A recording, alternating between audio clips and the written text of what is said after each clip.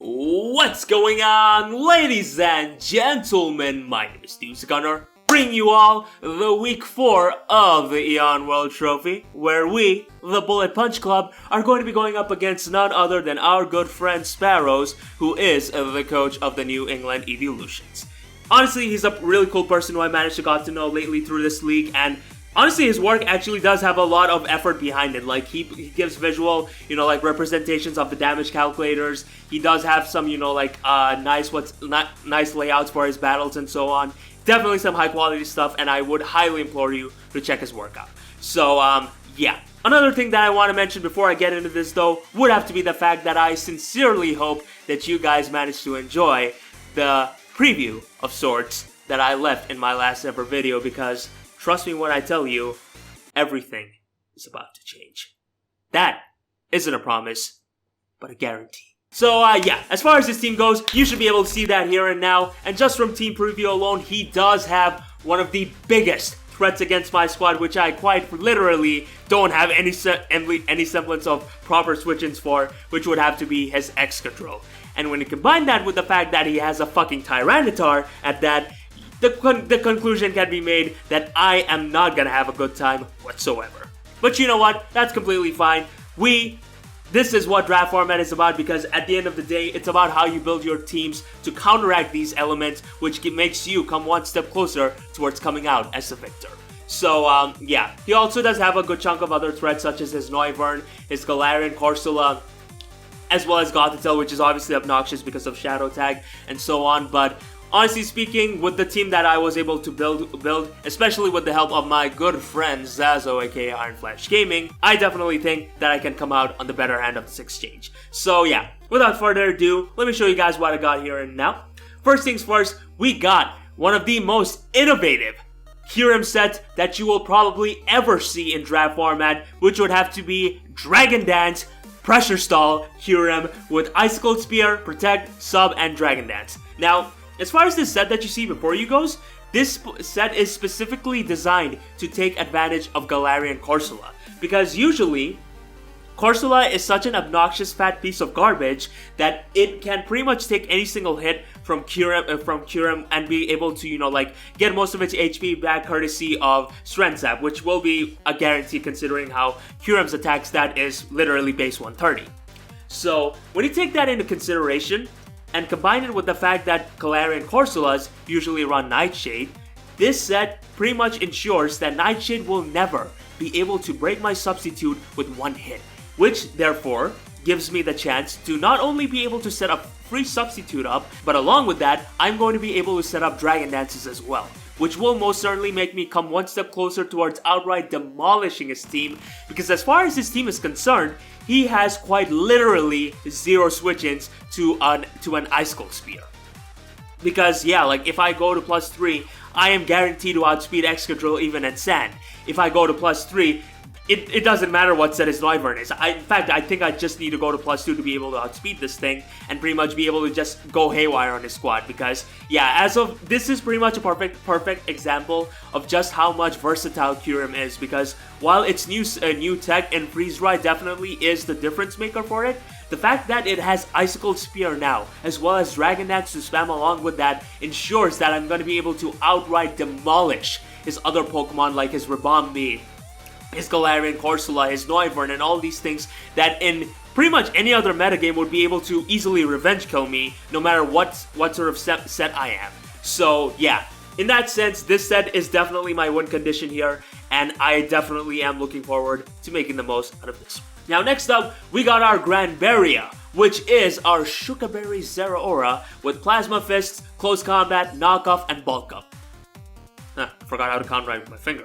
But basically, all you need to know with this set that you see before you would have to be the fact that even after Stealth Rocks, an Adamant Life Orb Earthquake from an Excadrill will by no means be able to take the set out. And in return, with a Close Combat, his ass is gone. Plain and simple. There is no dispute in that Excadrill will not survive. And to follow with that, with Bulk Up and Knockoff as well, I am most certainly guaranteed 110% to be able to outright demolish his squad.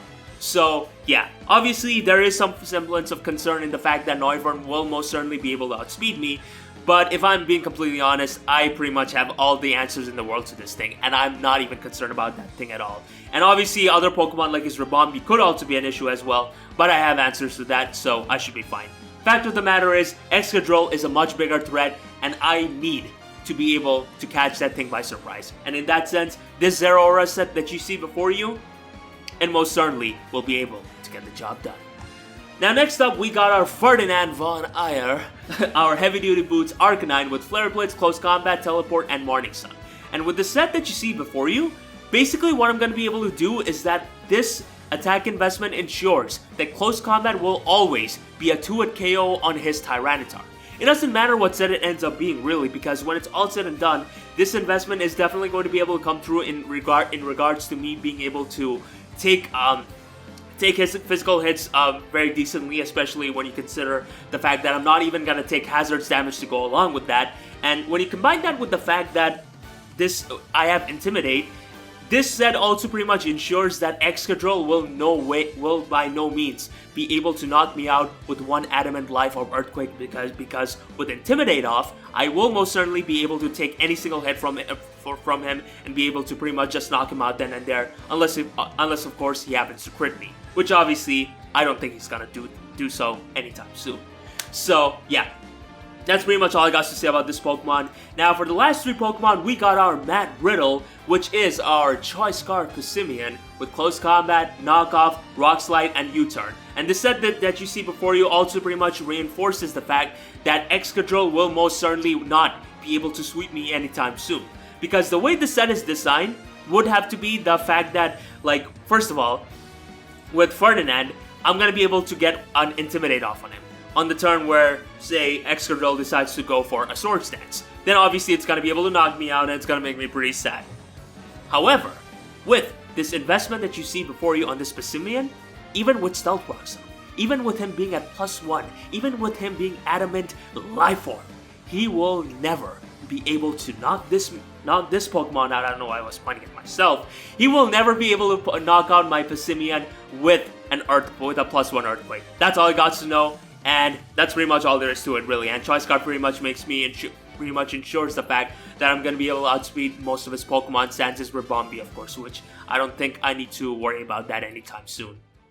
And, oh yeah, another thing that I forgot to mention with Ferdinand would pretty much have to be the fact that the reason as to why it has Teleport over Toxic or Will-O-Wisp would pretty much have to be the fact that this is pretty much the main Pokemon that is designed to bait his Galarian Corsoline. And that's exactly what it will very likely happen to be. So, if Galarian Corsoline does end up coming in on this, I'm going to be able to get a Teleport off and be able to get the switch into my Hubert, which by then pretty much opens up the door towards me setting up a substitute, Dragon Dance, and pretty much going for game.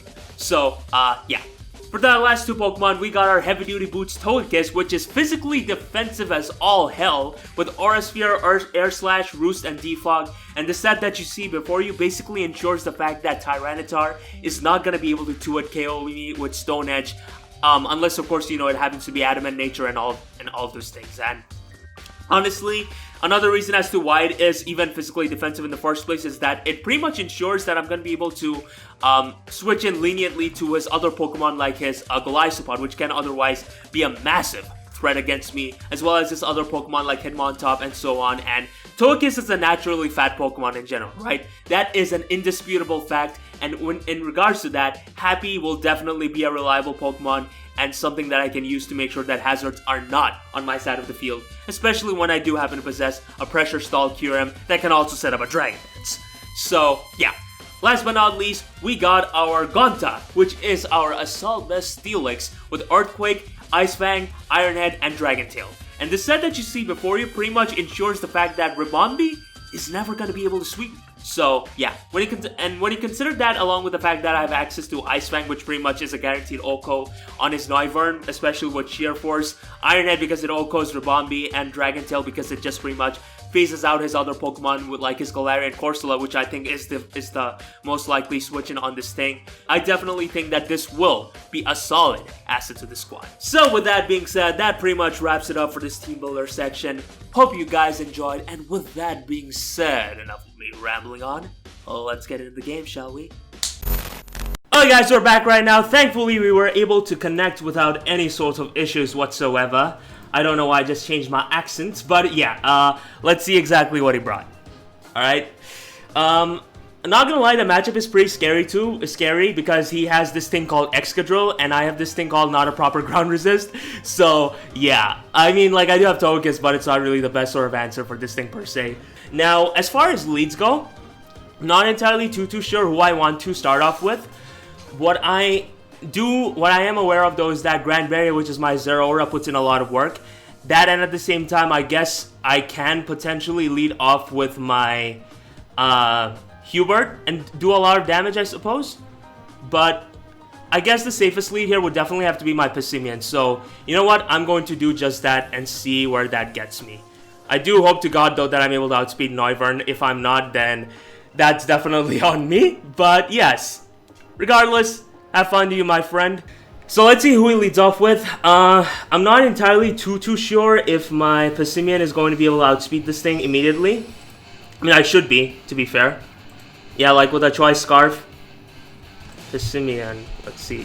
Have I saved these sets? Okay, cool. so I actually need to save these sets, which is nice, I guess. But yeah, with the Scarf, he leads off with his Nightwing, the Noivern, which is exactly what I feared. But yeah, he turns out to not be Infiltrator, which is very good to know. But in either case, I have no business staying in here. If he wants to click U-turn or Air Slash or anything along those lines, he can be my guest. But I'm just going to go out in my Gonta and see exactly what he wants to do, really. If he wants, like, the best case scenario is if he goes for a Dragon type move or a Flying type move. But honestly speaking, he loses absolutely nothing by clicking U-turn here in the first place, because I have no place staying in here to begin with. So yeah. So 118 into 2. Oh yeah, he goes for Air Slash. That's gonna do absolutely piss poor damage because yeah, that's the way I EV'd myself to be. But yeah, in this situation, I think I have absolutely no reason to not click Dragon Tail here. Really, like, I can just knock you out with an Ice Fang here anyway, so I don't think it would be in your best interest to want to stay in here in the first place. So yeah, he is going to switch out, go out into what I assume to be his Galarian Corsola, and this is pretty sick because I'm going to be able to get some form of chip damage off on this thing. And yeah, any form of damage on this thing is good damage because this thing is like so fat as as fat as it gets, and it's definitely something I'm not entirely too fond of facing. As he switches out into that thing. And here, I'm definitely going to go out into my Happy because, yeah, I take any single hit you want to go for very well. And I will be able to predict whatever switch-in you want to bring into. And honestly speaking, you don't even have the best sort of switch-ins to this thing anyways. And considering how defensive my Togekiss is, I should be able to take any single hit you want to go for reasonably well. So, yeah. So, I mean, we're up to a decent start, I guess, but nothing is really guaranteed in life. So yeah, he's gonna go for a close combat. That's actually gonna do a decent chunk of damage. Is that a critical hit? No, it isn't. Okay, so that looks something like you know, I don't know. This looks really offensive to me. But in either case, I think what I want to do is just click Aura Sphere here. I generally don't see any reason for you to stay in. Because yeah, you are going to get hurt really bad if you want to stay in. So he's going to go out into Sirocco, the Tyranitar, as I'm going to be able to get the prediction just right. And this is actually pretty damn awesome because now, with me being able to pop what I assume to be his Chople Berry or something along those lines, I will be able to 2-hit KO him. Or he's not even Chople Berry to begin with. So I'm going to do, yeah, that thing is Assault Vest as they get. Or probably like really specially defensive, which is definitely the biggest possibility around here. But in either case, I think my switch in into my Matt Riddle is as obvious as it gets. Because what I'm going to be able to do is just pretty much take any single hit you could want to go for, click U-turn, and then follow up by clicking Defog with my Togekiss. So that's something, I guess. But yeah, Aura Sphere, I'm not really sure if that's like a guaranteed 3-hit KO. It definitely does look like it though to me. So yeah, I'm not entirely too sure what to make of this Tyranitar. That's for sure. But yeah, it's surprising to see it take the hit so well. But then again, this is Tyranitar we're talking about. One of the best Pokemon to take special hits because with stand up and all of those things, it's a very huge asset. But yeah, the fact that it can't use Pursuit anymore has really hurted this generation.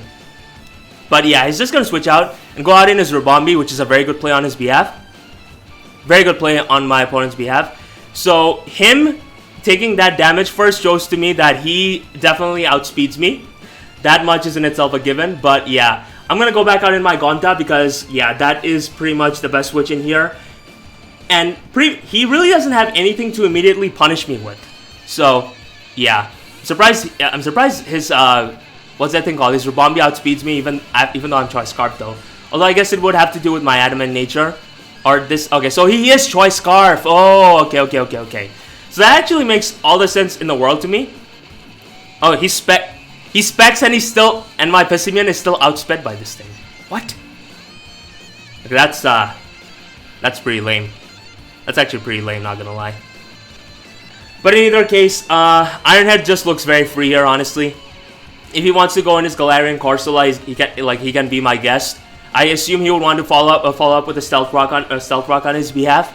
In which case, I can just pretty much follow up by, never mind. He stays in and clicks Energy Ball. Yeah. Steelix without the Assault Vest can't take hits that well, but thankfully this one still does have max def, so I'm gonna be able to take that reasonably well and be able to knock it out. But yeah, I now have what I'm in possession of now is very useless Steelix, and things could very much go south for me here if I'm not careful enough. Augury. Alright, never mind. He would have like definitely put me in massive trouble there if he had gone out into what I assume to be his Excadrill there. But since he didn't go out there, like I won't have to worry about, you know, like him SDing up on my face and just making my life a living hell. So yeah, I'm definitely gonna go out in my happy here and pretty much just opt to click Defog because I assume he'd want to set up a Stealth Rocks here. Yep, it makes all the sense in this world that we live in. And now what I'm gonna do is just pretty much check to see how much turns of sand are there, because that's definitely something that I don't want to handle just yet. I mean, I'm already handling it, so I don't know what I'm talking about. All right, so 3 more turns of sand left, so that's actually pretty sick. In either case, I'm gonna click Defog here because honestly speaking, like because Corsola doesn't even have access to Toxic, for which I say thank God. I won't have to worry about my Togekiss being put on a massive timer. Like obviously being burned by Will-O-Wisp sucks, but especially after the nerf that happened to it from Gen 7, I believe. Not entirely too sure. Don't quote me on that. I should be able to like pretty much handle this thing. And considering how I'm able to drop its evasiveness as well, I will be able to flinch you. That much I can guarantee you. So yeah. He's just going to click Nightshade. That is going to do a decent chunk of damage, obviously. But yeah, here what I think I'm going to do is just pretty much click Roost. I very much have no reason not to. And what Roost basically does for me here is that it ensures that this thing's... first of all, my Togekiss's longevity is obviously guaranteed. And second of all, I will definitely be able to keep this Pokemon as an asset for his Noivern. Because right now, that thing definitely looks like a big problem. That thing actually looks like a very massive problem to me, because yeah, if it depends on what exact set his Noivern has, but because my Granvaria is adamant nature, I don't see it being able to outspeed Noivern, which is actually pretty bad because yeah, Draco Meteor is gonna hurt me a lot. But yeah, I assume he's pretty much what he's doing here is just okay. Never mind. He clicks Strength Sap. Okay, that makes sense. But at the same time, though, it really doesn't matter to me, at least to me, because yeah, the sand is pretty much going to die very soon. And second of all, I think I can just pretty much click Air Slash. Like I'm at this point where I'm pretty sure I can click Air Slash. So yeah, that's exactly what I'm gonna click here. It would be very counterproductive for him to go out into his Tyranitar here because like yeah, his sand is just gonna pretty much go away, making him much more, you know, like vulnerable to RS Sphere, which is gonna do a crap ton of damage to him in that case. So yeah. Air Slash is definitely the play here. If I'm able to get a flinch on this thing, that will definitely put me one step closer towards ensuring that I set the doors open for my Kyurem and my other Pokemon to just outright go ham on him. But yeah, he's just gonna switch out and go out in his Nightwing, the Noivern. Okay, so that makes sense. He goes out in his Noivern, and I'm gonna be able to connect my Air Slash and do a very decent chunk of damage to him, which is definitely something that I appreciate. As unfortunately, the position that I'm in right now warrants me towards going out in my Choice Spec Steelix because, yeah, I am outsped. I'm now gonna get outsped really bad here. But yeah, it's unfortunate, but that's what I'm forced to do here. At the same time, I'm also exactly, like not entirely sure why he went out into this thing in the first place, because yeah, in most timelines, Togekiss does actually beat Noivern, but yeah, he's gonna make a really good play by clicking U-turn. Very good play on my opponent's behalf, as right now we are basically, what's happening is that we're being put on a cycle, and the way I see it, I refuse to put myself in a spot where I'm gonna like not entirely come out on the better end of this exchange by like playing like really passively. Yes, 5 minutes left. Oh shit.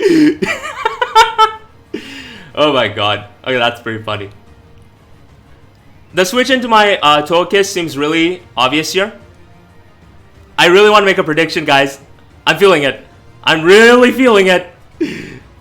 But unfortunately, I think keeping Gonta alive is not really that much of a necessity. Like, if he makes a really good a really good play, then you know what? Mad props to you. Now, you know what? Screw it. Better safe than sorry. I'm gonna go out into my Togekiss because I still think that is the safest play to make. In hindsight, yeah, I probably should have just stayed in and just like click whatever attack this thing head on. But no, okay, he clicks Bullet Punch. And that doesn't look like a 2. Okay, I didn't exactly count that. So, okay, that's obviously bad. So this thing definitely this definitely shows to me that this thing is banded as they get, which, you know what, is fair enough. But here, yeah, I have no choice here. I have to get my butt on out of here. I'm gonna go out in my 49. If I clicked Earthquake, that would have been like a really good spot for me. But unfortunately, that's just how the situation is. He's gonna hard double. Into what exactly, though, I'm not entirely too sure. Okay, so he goes out in his Nightwing. Alright, so that is obviously bad for obvious reasons. I have no place thing in here. I'm still just gonna go out in my Gonta and see exactly what he wants to do, really. Yeah. I should have just let my Steelix die because it really wasn't doing much. Now that I think about it. Okay, clicks U-turn again. So basically, he's putting me on this endless cycle, which is definitely something I can applaud because yeah, he's putting a lot of pressure on me. But from my understanding, the moment somebody ends up slipping up, they're gonna pay the price for it. They're gonna pay the price for it for sure. Because yeah, I'm gonna do what I should have done. I'm gonna do what I should have done a long time back. I'm gonna let my Steelix go down. If he clicks close combat, that's fine by me because yeah, I'm gonna be able to like immediately roost off all this damage. As yeah, unfortunately, I'm gonna lose my Gonta here, which is obviously like really bad. Yeah, which is pretty bad actually. Ugh. But yeah, all right. He's playing well though. He's definitely playing well. Although he's very much risking himself getting timed out, which is something that nobody wants for sure. But yeah, I'm gonna click Roost here, get myself back up to a decent chunk of HP, and see what I can do. Yeah, I probably should have just got. He just played me there really hard. But you know what? Mad props to him. But yeah, he's gonna go back out in his Tyranitar, and he's already shown me that he has Smooth Rock. Like, he is definitely Smooth Rock. So that is something that I'm gonna have to keep in mind for sure. But in either case, what I do understand is that like I should be able to take any single hit you could want to go for. And in fact, you know what I'm gonna do? I'm just gonna pretty much click Roost here. No, I'm not gonna click Roost. The thing is, I don't want my Riddle to get damaged enough to the point where this thing can kill me off. So.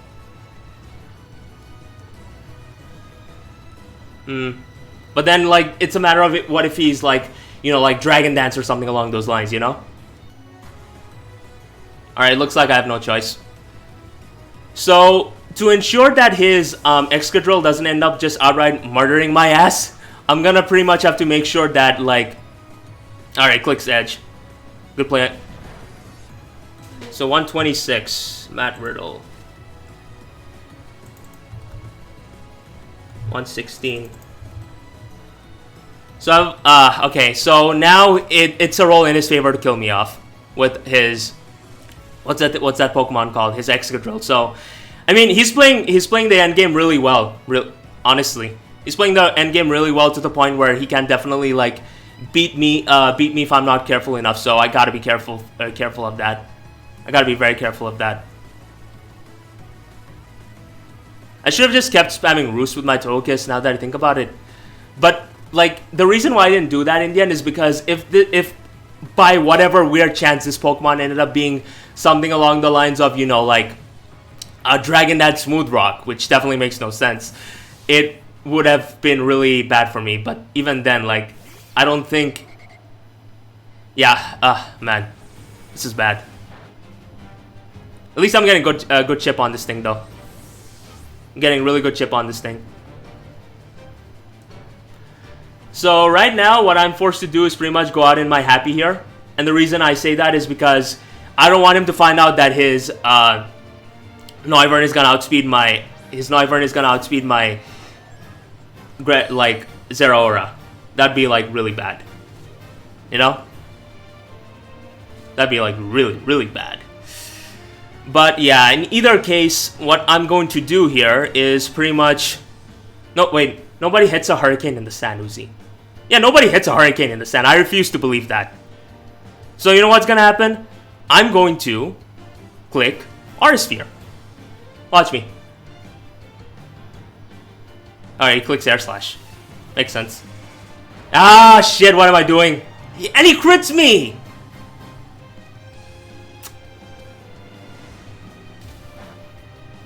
Alright, this is... Alright, and I crit him back for good measure, but... Yeah, with that crit, I don't think I'll be able to survive. I definitely don't want my Happy to die here, though. This Pokemon is, like, very useful in the sense that it's still gonna be able to take on his Galarian Corsola and switch on his other Pokemon, like, decently well. So the idea of sacking this thing off makes me really uncomfortable. Alright, so I guess the only thing I can do is pretty much hope he misses his Air Slash. Although, by the looks of it, that's probably not gonna happen, is it? Miss! Come on! Oh my god, he hits it. So unfortunately, I'm gonna lose my Togekiss here, which is like beyond frustrating and annoying. That really shouldn't have happened, but whatever. That's the reality of the situation. That really shouldn't have happened. If I clicked Roost, I definitely think I could have, you know, like gotten myself out of this hole, but regrettably, that's not the situation here. The situation here is that I'm not gonna. This isn't gonna go that well for me here. All right. In either case, I'm just gonna click Knockoff here. I got no reason not to. Whatever Pokemon he wants to go out into is still gonna like take a blunt force of this move.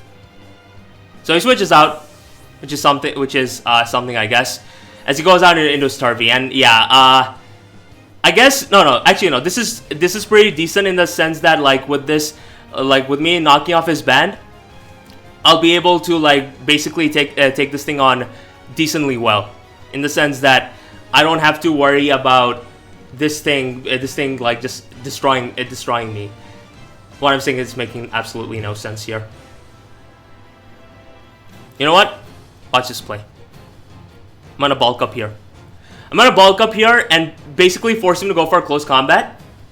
And in the process, I should be able to knock him out the following turn with a Plasma Fist. You know what I mean? Is he just gonna go for a CC? That is obviously gonna do like lots of damage. And I mean, like, why the hell not? Am I right? That's exactly like how hard this Pokemon hits in general. But yeah, my play here is to pretty much just go for a Plasma Fist. Or go for a close combat, really. You know what? I could. But should I, is the question. Discretion is a better part of valor. He shouldn't risk his Excadrill, though. Okay, cool. He doesn't risk his Excadrill. So, yeah, I'm gonna be able to knock out his, what's it? I forgot this thing's name. Hitmontop in the end, which is pretty decent, I guess. And the Sandstorm is gonna subside though, but even then, like now it's reached this point where like, is it really a good thing anymore? Because yeah, he still has lots of threats at his disposal. So what I am aware of is that his Galarian Corsola having access to moves. Okay, so this thing is scarfed as they get. Alright. Yeah. I guess, I mean, it's definitely my fault in the end. But, yeah. What can I do? I'm gonna have to run a calc here. Like, right now. Alright, so it does 55 to 65. Alright, it's not worth it.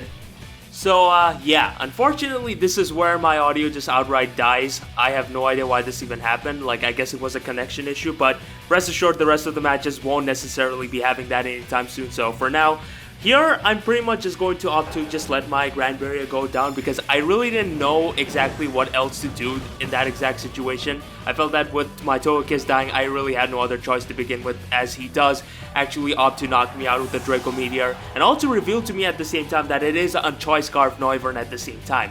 But yeah, this is actually a pretty good situation because now I see this as an opportunity to force him into a position where he will most certainly be able to like opt to go out into his Galarian Corsola as I go out into my Arcanine, because yeah, realistically speaking, he doesn't really have any other Pokemon that wants to come in on this thing. So yeah, especially when considered the fact that his Noivern is now at -2, I am now gonna be able to put my teleport plan into fruition. So with that being said, I'm going to just pretty much click that here. Now you actually notice me like taking my time and clicking this move because with how I misclicked and pretty much caused myself the first game, I don't necessarily want to cause a repeat of that. So, as you can see, he does actually opt to go straight out into his Galarian Corsola now, and this is quite literally the best position for the Bullet Punch Club because now I can pretty much go straight out into my Hubert.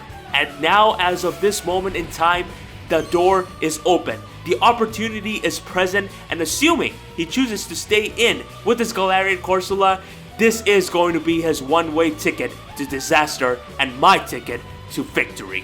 And he is gonna opt to stay in here as I'm going to be able to set my substitute, as he thankfully does opt to go straight for a Stealth Rock, as this is absolutely beautiful for me because now I have nothing stopping me from going straight for a Dragon Dance.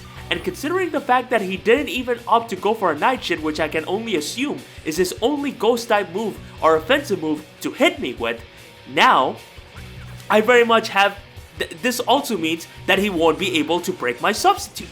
So yeah, he opts to stay in here again, as I can only assume that he does opt to go straight for a Nightshade, as he does actually opt to go for just that. But considering how he did end up going for Stealth Rock on the turn I ended up setting up a substitute, that is not going to break my sub. You know what that means? Another free Dragon Dance. And this is a very big deal, guys, because now with this next Dragon Dance that I'm gonna be able to set up right now, I will most certainly be able to set myself in a position where I will be able to outspeed his Choice Scarf Noivern, but most importantly, his Sandrush Excadrill, because when I do end up going to +3, I'm gonna be able to go for game, plain and simple. So yeah, as you can see, he does opt to go straight out into Tyranitar, which is quite literally the only right play for him to make as of this moment in time. As now, I'm pretty much just praying that he does not happen to possess the Rock Blast, because if he does, that means that my hopes in like making this actually work doesn't necessarily have the best chance of happening per se. So here, I'm pretty much just gonna click Protect because I don't necessarily have anything to lose for it, but rather more to gain, because while my leftovers recovery will most certainly be negated by the Sandstorm, what I will also be able to do at the same time is pretty much be able to waste a Sand turn of his. So yeah, I'm just gonna pretty much go for a Protect and see if he does opt to, possess the Rock Blast, but no. Instead, he goes straight for an Earthquake, as this is quite possibly, the best case scenario. Plain and simple. As now, I don't necessarily see anything stopping me from going to +3 right now, and as you can see, this is very much going to be game over for him, assuming I'm able to knock out his Tyranitar with 2 Icicled Spears. So yeah, here I'm just going to pretty much set up a third Dragon Dance, which very much is going to ensure the fact that I'm going to be able to pretty much outspeed his Excadrill, even understand, as this is pretty much going to prove exactly just how broken of a Pokemon Kyurem is now in draft format. So you're gonna see him just pretty much click Earthquake right now, which is completely fine by me, as here I believe I do make somewhat of a misplay, because instead of choosing to just pretty much attack him then and there, I opt to go for a substitute, thinking that he would choose to go for a rock type move on me, which in hindsight is still a boneheaded thing to do, because realistically speaking, the only thing I'm doing is inflicting more damage on myself courtesy of the substitute, and if it doesn't kill him here, it's not gonna kill him anytime soon. So yeah, I'm just gonna opt to set up a substitute again, pretty much, you know what, expecting him to just go for a rock type move or something, and you know what, if he misses, that's gonna be even best case scenario for me. But no, instead opts to go straight for an Earthquake again, as you are going to see that actually be able to break my substitute. As with that being evident here, it's pretty clear to me now that I'm gonna have to pray that +3 Adamant Icicle Spear from Kyurem is gonna be able to knock him out, and I pray that 2 hits are definitely gonna be enough to get the job done, and if not, I'm able to get 3 hits at minimum. So yeah, I'm just gonna pretty much click my Icicle Spear here now. Literally no other play here to make, as you are going to see that pop off here, and now I thought I edited that part out. Okay, there it is. There we go. So Icicle Spear is gonna come off.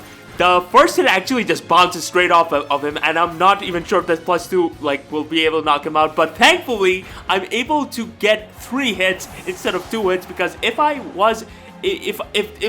pretty much was able to get just 2 hits in, that could have been a one-way ticket to disaster for me, and pretty much the ticket to his own victory. So yeah, I'm gonna be able to knock out his Tyranitar here now, and this is quite literally the best possible case scenario for me right now, because look at his team and look at Kyurem. Now back at his team, now back at Kyurem. What do you see?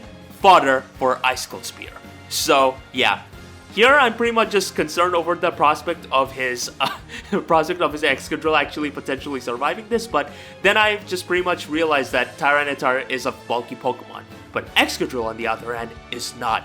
Unless, of course, it happens to be Spadef, but that's besides the point. I'm going to go straight for an Icicle Spear here now, and you are going to see that most certainly be more than good enough for it to be a 2-hit KO on that Excadrill of his. And just like that, ladies and gentlemen, we are definitely going to be winning this game here and now, because his last 2 Pokemon would have to be his Noivern, and his other Pokemon would have to be a Corsola. And what do these 2 Pokemon have in common when it comes down to facing a +3 Adamant Kyurem? They all die to Icicle Spear. And Noivern, sure as hell, ain't gonna even be able to even survive 1 Icicle Spear at that, because yeah, it's of times 4 effective. So yeah, I'm just gonna pretty much click my Icicle Spear here now, as it is at this moment that the game is pretty much over at this stage, as we are definitely going to be able to get that Dragon Dance Kyurem sweep running here, as his last Pokemon is most certainly gonna be his Galarian Corsola, which by no means is gonna be able to take me on 1v1, as now I'm pretty much just free to do whatever the hell I want, really, as yeah, you're gonna see him just choose his very last Pokemon. And now this sequence of events are actually gonna be rather long, because what I end up doing here is pretty much just pressure stalling him, and at the same time pretty much ensure the prospect of me actually winning this, because with everything that happened in the first 2 games, I don't necessarily wanna risk my luck. So yeah, here I'm just gonna pretty much set up my substitute here and now, as he is pretty much gonna click Nightshade, because that's quite literally the only thing he can click on me. And really, this is the reason as to why I'm even doing this here in the first place, is because first of all, it guarantees the prospect of me winning this game, and second of all, if I'm not able to kill this thing with my Kyurem, and say hypothetically he's able to snag a burn on me along with Curse Body, the game is gonna get unnecessarily dragged on, and I don't necessarily want that. And you're gonna see proof of that here now, because yeah, Curse Body is actually gonna end up activating here and pretty much just screw me over then and there, which is really stupid in itself. But here I'm pretty much just gonna pretty much spam Protect and Substitute until I get my Icicle Spear back, and just pretty much win this game, because yeah, his turns out that after this game, his Galarian Corsola actually did possess the Will-O-Wisp and the Strength Sap, meaning that the remaining Pokemon I had wouldn't necessarily be able to easily take this thing out, which is why this was the ideal play for me to make, in order to ensure that not only was I able to get my Kyurem sweep, but at the same time not necessarily have it go down to the timer, because yeah, it'd be a cold day in hell before he pretty much it'd be a cold day in hell before he is going to be able to take down the remainder of my squad. That's just not gonna be happening anytime soon. So yeah, you're gonna see me click protect one last time. You're gonna see me being no longer disabled, and I'm going to click my Ice Cold Spear, the one final Ice Cold Spear that is going to decide this game. And just like that, ladies and gentlemen, you are going to see the Bullet Punch Club get a nice and glorious 3-0 victory, and that is through a Dragon Dance Kyurem sweep. So yeah, just like that, we are going to be able to get our differential up to +3 despite like having a -4 differential after the first 2 games. And honestly, this is fan-freaking-tastic in every conceivable way, because now this opens up the door towards us going to playoffs. And you know what? I'm the type of person that doesn't give a no matter what, and I'm gonna make sure that I get myself there, and at the same time, hopefully that is, win the Eon World Trophy. So, with that being said, GG to my boy Sparrow. That was still a very fun game and despite what the score may insinuate, it was a very close game through and through. So yeah, I highly implore you to check his channel out. He's a really cool guy, and yeah, with that being said, my name is EWT Gunner. Thank you very much for watching. Have yourselves a glorious day, and I'll see you all on the flip side. Peace!